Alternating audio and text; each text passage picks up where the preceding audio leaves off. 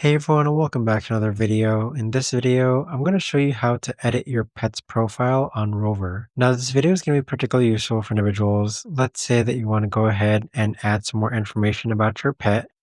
How do you actually go ahead about doing so? Now, this video is going to be short, sweet, and simple, guys. There's not going to be a lot of steps involved. Now, in order to do this, what you're first going to do is log on to Rover. Next, click on your pets in the bottom right-hand corner. Afterwards, go ahead and find your pet, which is located here. Click on your pet, then click on Edit on the top right-hand corner, or on the middle hand side. And then this is where you can enter your pet's name, the age, enter any other miscellaneous details, any other care info, health info, and etc. But that right there, guys, is the best and easiest way that I know of to actually go ahead and edit your pet's profile on Rover. If you guys know of a better or easier way to actually do this, let me know in the comments down below. I would love to know. Thanks so much for watching, everyone, and I'll see you guys all in the next video.